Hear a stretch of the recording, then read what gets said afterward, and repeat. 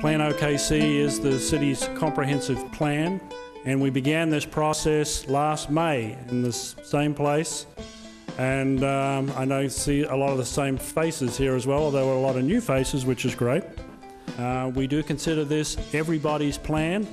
It's a very important document for the city, and I'll go into that a little bit in a minute, but it is your plan. This shapes the future of your city, and therefore your participation, your insight, and your voice are extremely important in shaping what this document is, because it is a very long-term document. It is one of the longer-term documents that we deal with, and it is by far the largest in scope as it covers the entire city. So I'm going to recap a little bit on what the plan is and where we are in the process and what its intent is for those who have not yet been involved in the process, if you don't know what a comprehensive plan is. It really is the sort of the larger guiding document for the way the city grows, the way that we develop policy, the way that we consider land use. It is the overarching guiding document for the city, and it's used by the City Council and the Planning Commission, all the different departments. It's an integral document for all of the development community. They refer to the plan to know where we want to see development, what type of development, where we want to see it. So it is that much larger document. So it flies a little bit high in terms of some of the documents that we do. We use that as a guide to develop smaller scale plans later on, and you'll see that we have amended this plan. We continue, it's a living document, so we continue to amend it, but the intent is always to try and create the best community that Oklahoma City can be. So it is comprehensive in its scope. We link a lot of different ideas, initiatives, policy areas that otherwise don't get considered in one perspective. So it's an extremely important document. It's so important we've only done it relatively few times. In fact, we've only done it, are we on that slide? Yes. We only have 3 prior comprehensive plans. The last plan was done in 1977, was updated in 2000, and the city of today is not the city of 2000. It's certainly not the city of 1977, so we are well overdue for a new plan to capture where the city is now and where we see that momentum taking us, and try to capture that and try to create the city that we want to be in the future. Working with our current plan, as always with all of our plans, we look at the way that they're implemented, see what may be missing, what we can tweak to continue to improve the way that we provide services and the way that the community can interact with the city. So we're constantly working on it. We've had a lot of amendments over time, but we found that there are a number of things that don't quite work as well for us as they might have in 1977 or 2000, so those things need to be tweaked. And there are a lot of new things that have occurred that weren't even on the horizon back then that we need to take into account. So it's important that we do this on a periodic basis, and this is, because it's such a long-term plan, these plans are really like a 20-year time frame, so getting involved in it now, you may be doing it for yourself, but you're also doing it for your children and your grandchildren. They're the ones who are really going to see the benefit of what we're doing now into the future. As you know, we live in a very large city. We're the 3rd largest city in the country geographically, and we've divided the city up. These are sort of the general segments of how the city operates, and you've got it's broken up according to different characteristics of the city, the way that the city is developed. So we've got downtown, we've got traditional neighbourhoods, and the urban growth area, and we have a very large rural area as well, which a lot of cities do not have the luxury of having. And we try and pull all those together. Each one of those different areas functions differently. They have a lot of different nuances within themselves, but we try to use the comprehensive plan to enable all of it to work together as efficiently and smoothly as possible. It's never going to work perfectly. If you have that expectation, then I would suggest reading some books about utopia. because that's not going to happen in real life. In fact, the more people you have, the more opportunities for different opinions, and the world just, it's somewhat chaotic. What our goal with the comprehensive plan is to try and guide that chaos to some degree so that we can, as I said, create a city that we all want to live in and that we're proud to call home. Just looking at downtown in terms of what its characteristics are, obviously a lot higher density. We have high-rise buildings there. It's on a grid pattern, so the streets are oriented north and south. There's a mix of uses there, and different from the other areas, those uses may all be in the one building. So you may have office, retail, residential, and any number of other uses in a single building.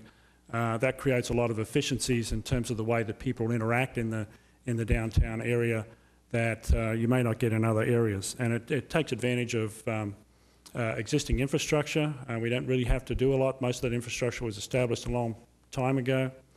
It's also a pedestrian-friendly place as well. Then we go to the traditional neighbourhoods. These are the areas that were largely developed prior to and immediately after World War II. These are established homes. A lot of diversity in the home style there. A lot of the old nice brick homes, mature trees. Again, largely on a grid pattern. A little more separation of uses so that you've got those commercial strips. You see some little retail areas that are actually within the neighbourhoods. Those generally have provide an opportunity for some fairly unique characteristics for each individual neighbourhood. And then we got a little efficient over time, at least in the provision of infrastructure and with the suburban growth model. Cars became accessible to virtually everybody. We built the national highway system and took that even further so that we've put most of our investment in roads for infrastructure. The entire retail financing model for the country changed as well. So amortization schedules, any number of other factors, desegregation where people moved to the fringe. A lot of different factors came into play to sort of drive people to move to the outside of the city, to those new pastures. And the first new pastures are now established neighbourhoods, and we continue to move out. But characterised there are fairly wide streets, and most of those, a lot of those are curvilinear streets, larger lots, a lot more separation between the uses. So those commercial uses are concentrated in particular areas and quite separated from the residential areas, to the degree, unlike the traditional neighbourhoods, where you can't even walk to the retail area if you were in a residential area. And then you go to the rural area, and the idea there is it's characterised by very low levels of service. It's impossible really to provide sewer and water over such a very low density as you find in the residential area, in the rural areas. And their intent really is agricultural and low intensity development. I mentioned before that we made a number of amendments, and here's a list here of what they are. We will use these plans. I know people have been involved in the development of a lot of these different plans over the years. Believe me that these plans still retain value for us, and we will continue to apply everything of meaning in there, and we'll try and wrap that into this current document that we're crafting. So with that, I'll hand it over to Susan. She can handle the next section. I'll be talking about the development of our new plan, PlanOKC. We are doing a lot of the data analysis and mapping ourselves. We were able to secure a grant from HUD, a Sustainable Communities Grant, for $500,000. So we're supplementing our work with some consultant work that we're able to fund through that.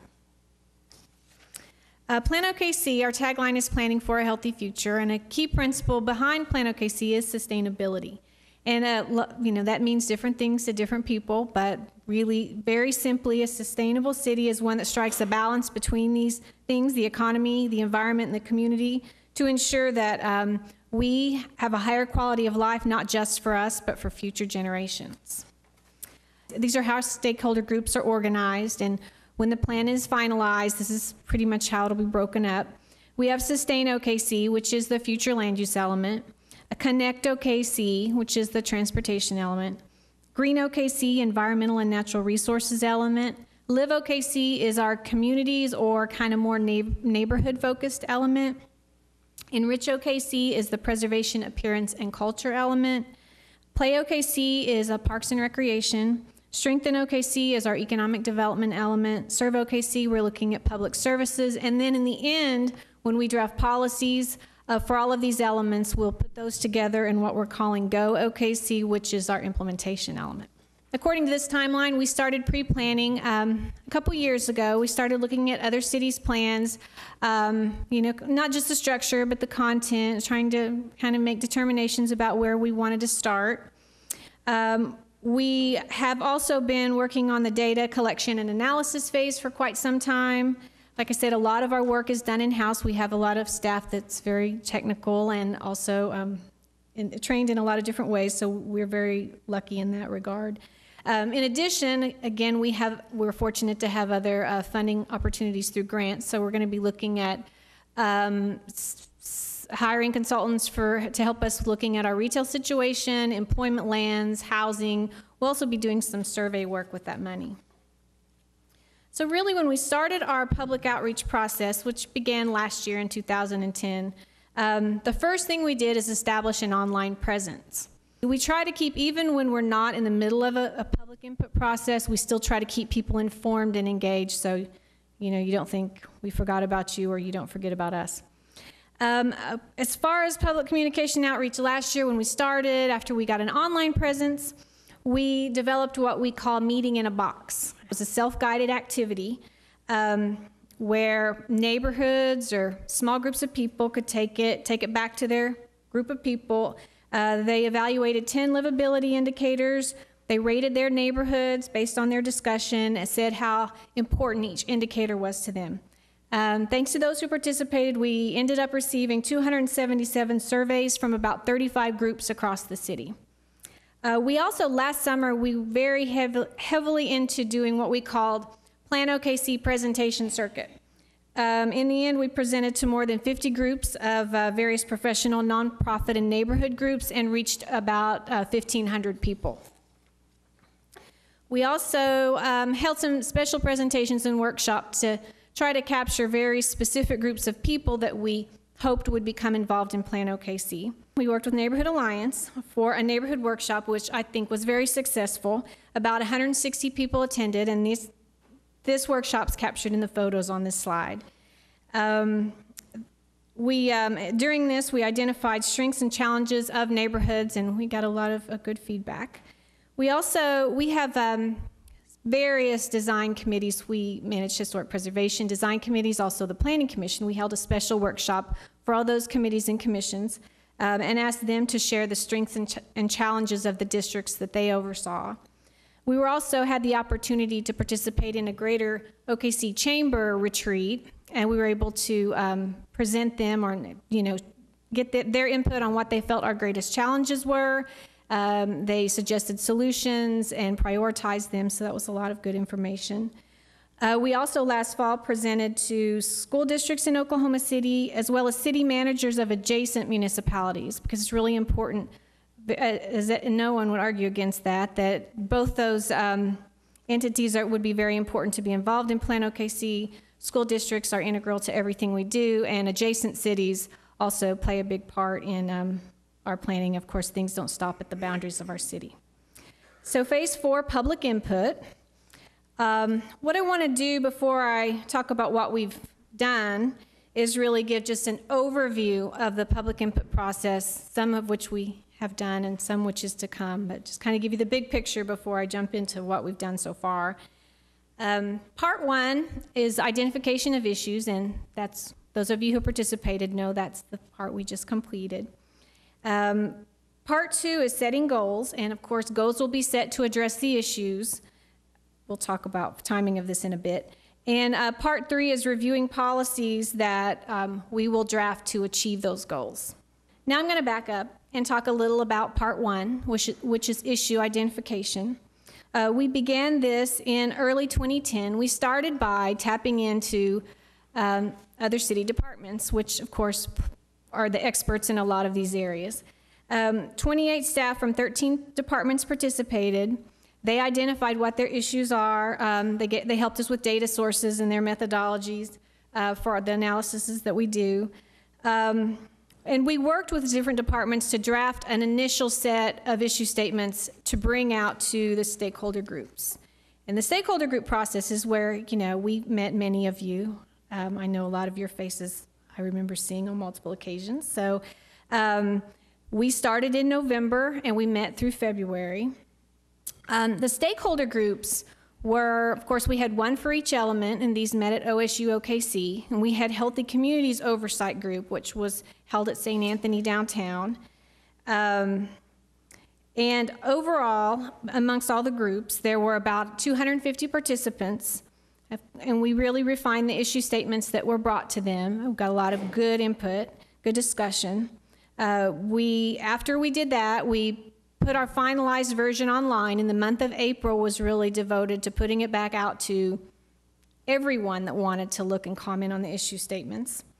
So right now, actually as of earlier today, the complete final set of issue statements with all of the input received throughout the whole process is online.